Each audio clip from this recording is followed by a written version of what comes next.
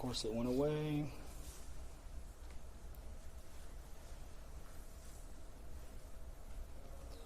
So KPUB still has approximately 600 customers that are without power.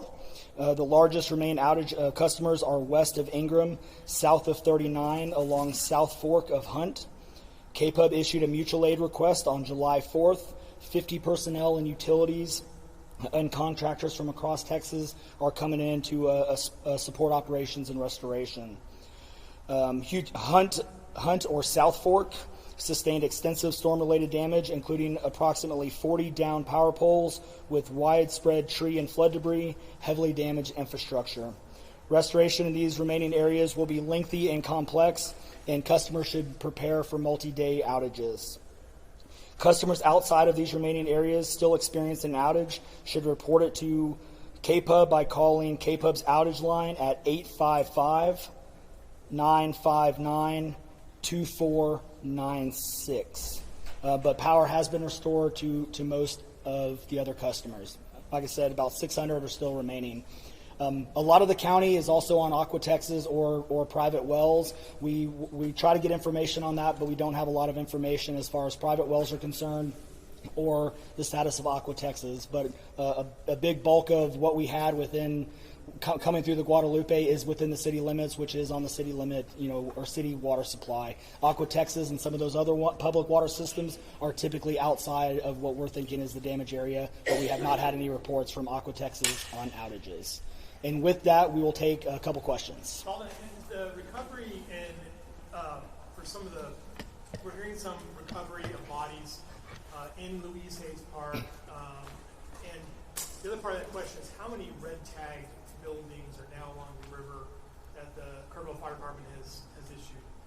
Yeah, so when you talk about red tag, you're talking about like condemned buildings. Obviously out here, the damage is extensive. Right now, we're really focused on life safety. We are focused on search and rescue. Search and rescue is the priority. So we're not really red tagging buildings. Now we do have structural teams come out. They will mark stuff. You'll see spray paint. A lot of that is to identify where we've at least primary searched. But we are not going into the structural side of things unless it poses a risk to first responders. Our primary focus is on search and rescue of every single person involved, and we'll continue through the night to make sure that happens. Yes, real quick, we are finding bodies and stuff. We knew today was going to be that day. So our numbers are going to constantly be changing. We are constantly working on identification and working with our local partners to ensure that we bring in all the resources so we can make sure that we partner with folks.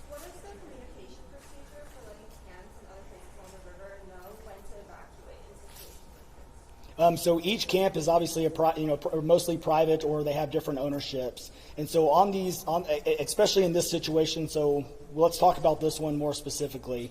The event happened very fast. Rose over 20 feet, 30 feet within less than a 2-hour time span. On a holiday in the morning, there wasn't a lot of time in this case. As far as warnings, obviously there's a lot of things going around. We want to make sure that we focus on the early level. Regardless of the warning side of things, again, we want to make sure that we take care of our local community and focus on search and rescue operations. So please keep that question. We definitely want to get these addressed, but right now we want to focus on getting everybody that we possibly can out. Has that number of the campers at 27 changed? As of right now, I do not think it has changed. It is still 27. Yes, sir. Do you know how many people you guys are searching for as of right now, or is there no cap on that number? So right now, we're kind of looking at this in two ways. Call it the known missing, which is the 27 camp kids that are missing. We will not put a number on the other side because we just don't know. Campers are coming in for 4th of July weekend.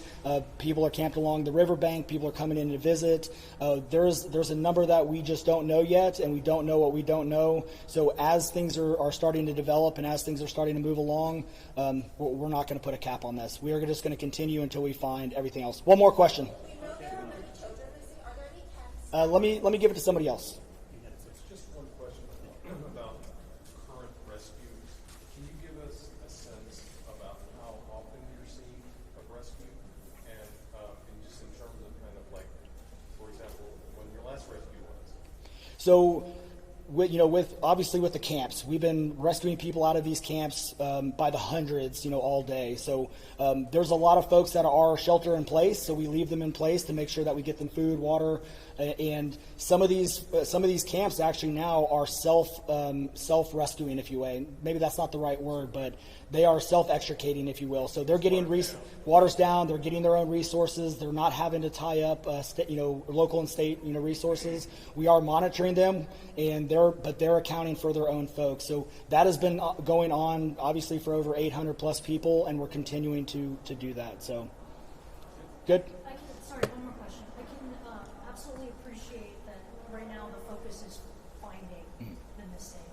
It's a very active search and rescue. But what do you say to the parents that are in grief, understandably frustrated, as to how in the world this can happen? How in the world you could have so many campers in the way of this danger and not taken out of there ahead of the storms? Yeah, that's the question of the hour. But with these, this is last time it was this bad, and this one is even worse than that. Was 1987. You can't predict it.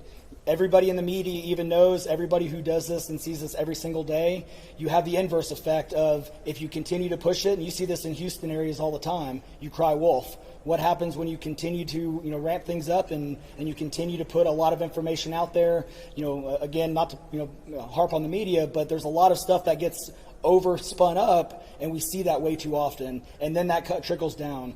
So we did look at stuff. Obviously, I had told the story. I was out on the river trail at 3:30. I left about 4 o'clock. We did not see any signs of the river rising, and by 5:20, we almost weren't able to get out of the park on the upper end. It rose that quickly. So was it a matter of just rising so quickly and this being a massive tragedy, or people weren't taking it seriously? No, this was a massive tragedy, hands down. We are hitting from our, again, flood maps, we're seeing some areas where it's hitting the 100-year flood thing. And again, we talked about the North and South Fork.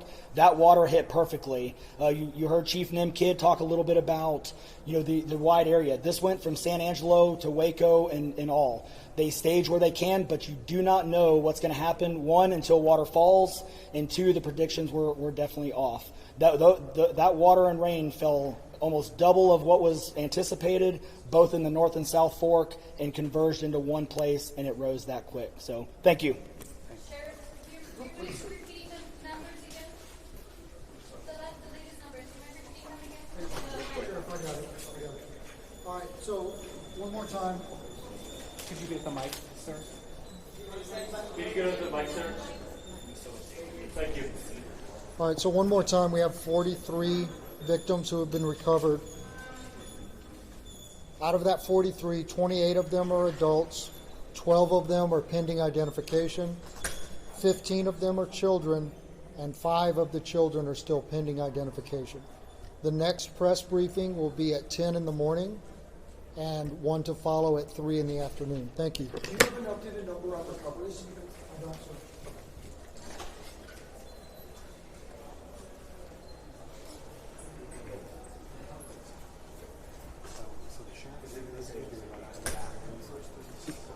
The sheriff gave those figures right off the bat. No. Because I walked in 115. No, he talked about where to call us if someone Did he give the 43?